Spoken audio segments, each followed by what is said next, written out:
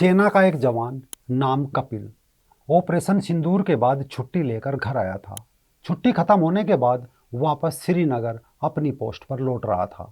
मेरठ से दिल्ली एयरपोर्ट जाते समय भोनी टोल बूथ पर लंबी लाइनें लगी थी।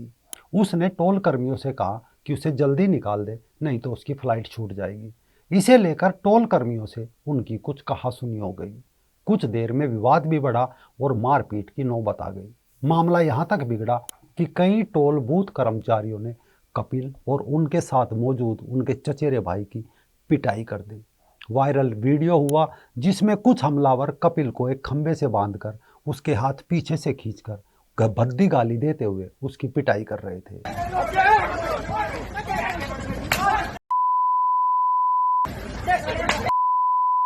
नमस्कार दोस्तों, मैं राजीव चौधरी।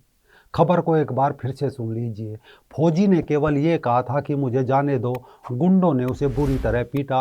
उसके पिता कार के अंदर बंद थे, वो अंदर छटपटाते रहे। पिता के सामने बेटे को गुंडों ने कसाईयों की तरह मारा। वो कपिल को जान से मार डालते, क्योंकि जो बचाने गया उसका भी सिर फोड़ दिया। कपिल का पूरा शरीर खून से सना हुआ था।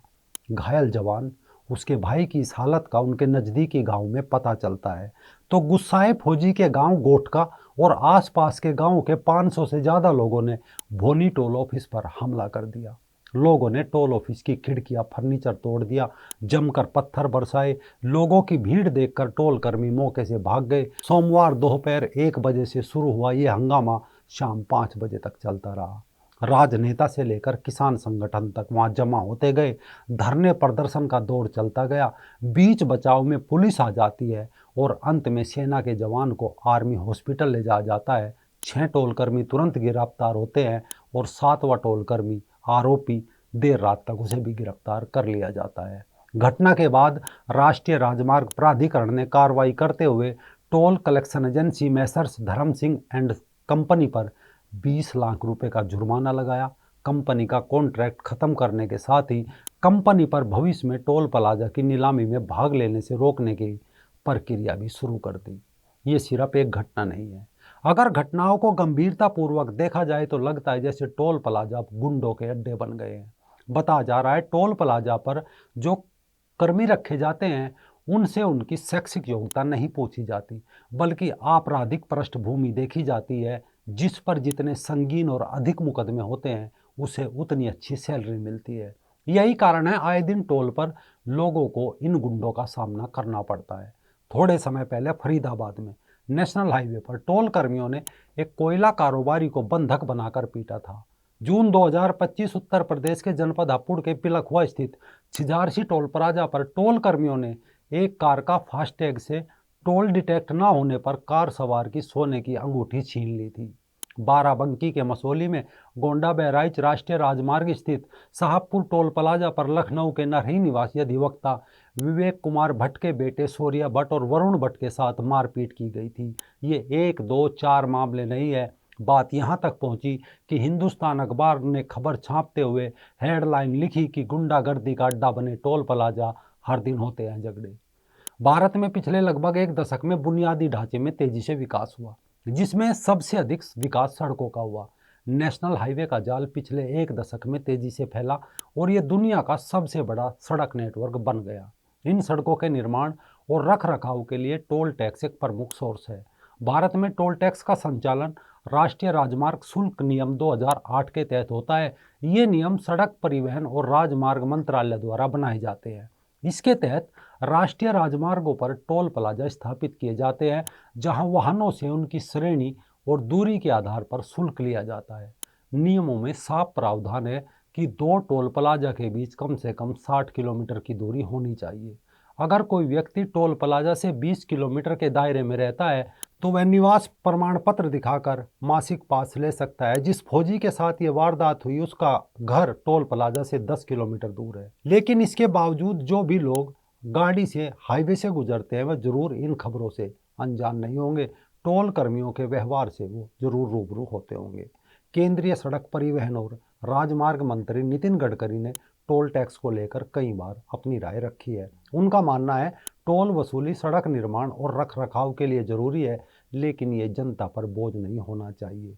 जनवरी 2025 में पुणे में कार्यक्रम में गडकरी ने निजी वाहनों के लिए मासिक और सालाना टोल पास की घोषणा की थी।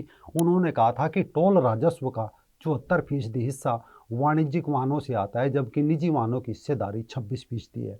उन्होंने ये भी कहा था कि हम निजी वाहन चालकों को राहत देना चाहते हैं। गडकरी ने यह भी वादा किया था कि टोल बूथ को गांव से बाहर ले जाया जाएगा ताकि स्थानीय लोगों को कोई परेशानी ना हो। लेकिन इसके बावजूद भी कई बार खराब सड़कों पर भी टोल वसूला जा रहा है। पिछले दिनों जम्मू कश्मीर और लद्दाख हाईकोर्ट का एक फैसला आया था, जिसमें कहा गया था कि अगर सड़क की हालत अच्छी नहीं है तो आप टोल टैक्स नहीं वसूल सकते। ये जनता के अधिकारों का हनन है। सुविधा के बदले शुल्क लिया जाता है, लेकिन कई जगह तो सुविधाओं का नामो निशान नहीं है, लेकिन फिर भी टोल वसूला जा रहा है और जबरन गुंडों के द्वारा वसूला जा रहा है। केवल इतना भर नहीं, कल परसों सुप्रीम कोर्ट ने national highway authority of India को केरल के पलियकारा टोल प्लाजा पर टोल टैक्स वसूली को लेकर कड़ी फटकार लगाई। केरल हाईकोर्ट ने खराब सड़क की स्थिति और लगातार जाम के कारण टोल वसूली पर रोक लगा दी थी। न्यायाधीशों ने सवाल किया कि 12 घंटे के जाम में फंसे लोगों से टोल टैक्स क्यों वसूला जाए। दरअसल टोल की दरें वाहन के प्रकार और दूरी पर निर्भर करती है। एक प्राइवेट कार के लिए औसतन 2 से 3 रुपये प्रति किलोमीटर टोल लिया जाता है, जबकि ट्रक और बसों के लिए 5 से 7 रुपये प्रति किलोमीटर इसकी दर हो सकती है।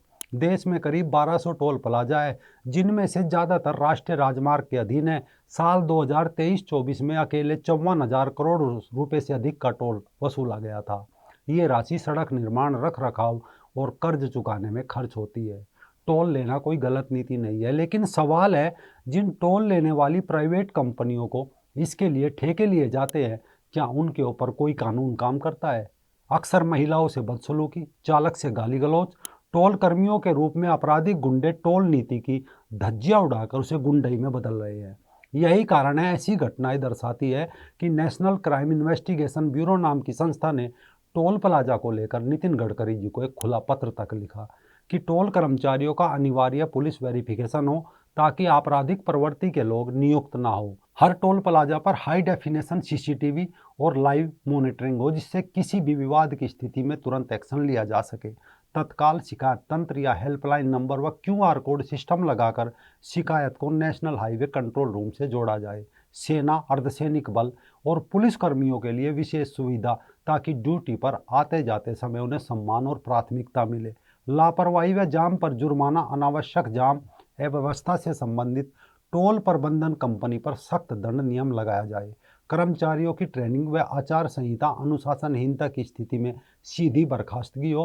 हर टोल पर एक छोटा पुलिस बूथ हो ताकि आपात स्थिति में तुरंत हस्तक्षेप हो सके। यदि ये कड़े कदम उठाए जाए तो भविष्य में टोल प्लाजा कर्मियों की गुंडाई पर लगाम लगेगी और जनता व हमारे जवान सुरक्षित महसूस करेंगे। ये सब सवाल इसलिए है ताकि भविष्य में इस सिस्टम को सुधारा जाए।